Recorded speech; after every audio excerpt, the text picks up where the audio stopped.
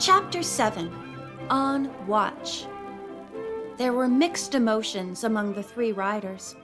All felt elated that perhaps they had found the thieves and would get back the stolen horses. They also knew that any attempt at capture might be dangerous. Hopley and Simpson probably had guns. There was the possibility, too, the Danas realized, that the occupants of the cabin were not the men they sought. Louise spoke up. "If the people in the cabin are the thieves, your stolen horses must be tethered nearby, Mr. Strong. Would you know your own animals?" "I think so," the rancher replied with a grin. "In any case, they'd know me." "Then why don't we hunt for the horses?" Louise went on. "If we find them, we can decide what to do next." "A good idea," Mr. Strong agreed. Jean had another suggestion. "Couldn't we hide the horses so the men can't escape and then ride off and notify the sheriff?" The rancher shook his head. "I'm afraid that would take too long. By the time we get word to the sheriff, the thieves probably would have run away. And finding anyone in these canyons is a real task. Criminals have been known to hide out here for years."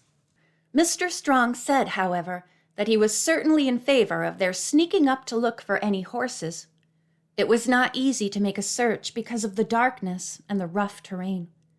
Progress was slow, but finally the trio succeeded in making a complete circle of the cabin. There were no horses near it. "That's very strange," Mr. Strong remarked. "Nobody could reach this place except on a horse." Jean urged that they walk directly up to the cabin and knock on the door. Louise at once vetoed this idea. "We might become prisoners," she protested. "Why don't we sneak up closer and just listen? We may get some evidence." Mr. Strong approved of this suggestion, and the three went forward on tiptoe. As they neared the cabin, a woman's voice became audible. "Pretty crude-looking utensils here," she said. A man's voice answered. "You're lucky to have what's on hand." "How long do you think we'll be in this horrible place?" the woman asked in a nasal whine. "Ask me something easy," the man replied. "Just be glad you're here with your husband instead of alone, with some wild animals prowling around." The Danas and Mr. Strong exchanged glances. The couple inside definitely were not the horse thieves.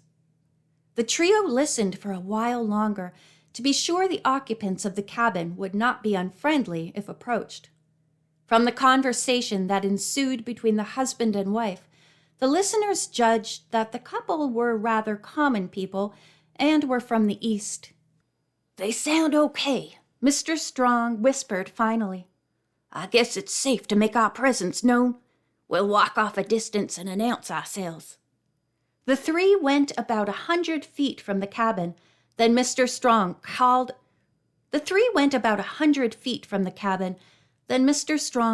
out in a loud voice, "Hello there!" Almost at once, the door opened, and a large man about 35 years old called back, "Who's there?"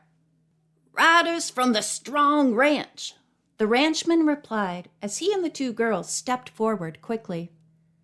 By this time, the stranger's wife had appeared in the doorway.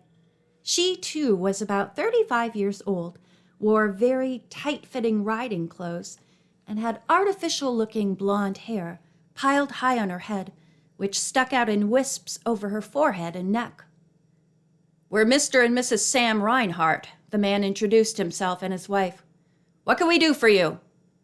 The rancher explained that he and the girls were on a riding trip and had planned to make an overnight stop at the cabin, which he thought was empty. "You're living here?" he asked. "Not any longer than we have to," Mrs. Reinhardt spoke up in an irritated tone. "Well, come in," her husband invited, but the riders felt there was little warmth in the suggestion. Louise and Jean stepped inside. Mr. Strong followed. The one room of the building was fairly large and pleasant, but at the moment very untidy.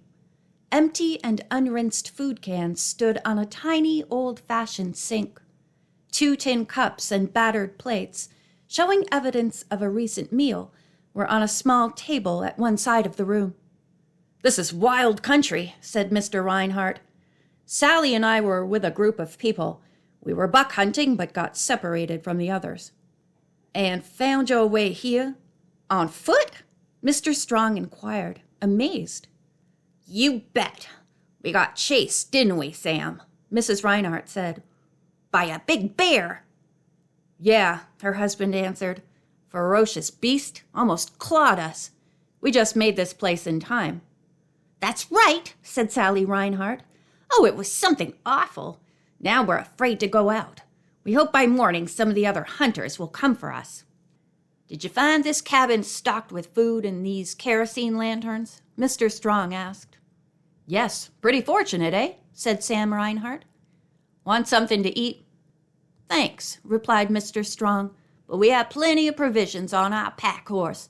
I'll go get some for supper." "I'll go with you," Sam Reinhardt offered, and the two men left the cabin. Sally Reinhardt turned to the Danas and gave a huge sigh. "When our friends find us," she said, "I sure hope they bring our horses. I'm so tired of walking I could die." "I can imagine," Louise murmured politely. The woman did not offer to clear the table and sank into a chair.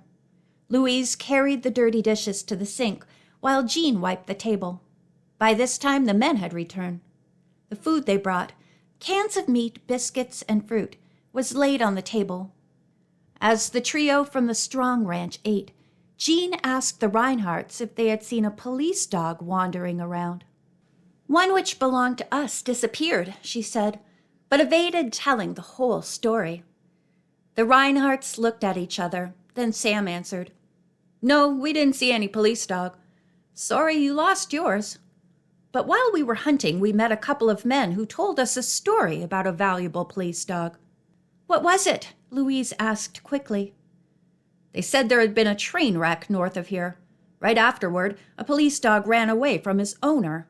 It seems the dog was gone for several hours, but just before the train pulled out, he came back. Terrific how those animals pick up a scent, don't you think?" "Yes, it is," Mr. Strong agreed.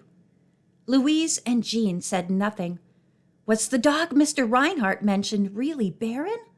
Had the sisters come on a wild goose chase? And if the dog was back on the train, why hadn't the conductor notified the Strongs?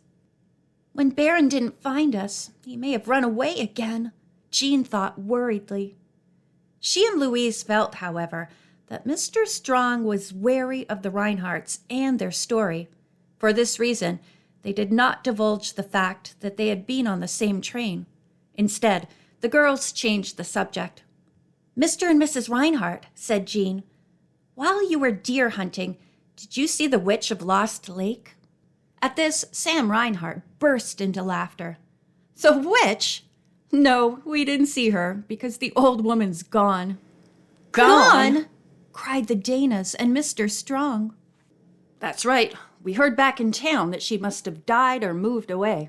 Anyhow, her cabin is deserted, according to the storekeeper who told us the story." The sisters and the rancher made no comment. The Danas felt very much let down. It seemed as if their trek to Lost Lake with Mr. Strong was proving to be a miserable failure. The girls gathered up the food wrappings and cans left from their supper, then everyone decided to go to bed.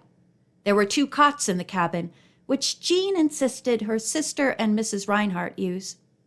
"I'll have more room on the floor," she said, chuckling, and crawled into her sleeping bag. Mr. Strong and Sam Reinhardt took theirs outside. Louise and Jean could not sleep. They lay in the darkness, recalling all the events of the day and puzzling over the mysteries of Barron and the witch. Presently, bright moonlight began to show through the chinks of the cabin wall. Around midnight, the Danas saw Sally Reinhardt, slowly and noiselessly, rise from her cot and go toward the door. As she opened it, the girls caught a glimpse of Sam Reinhardt standing outside. The next instant, the couple disappeared from sight. "Jean, are you awake?" Louise asked softly.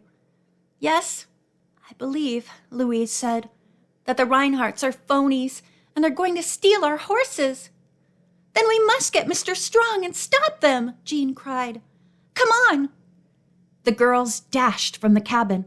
At that very second, a shot rang out. End of chapter 7.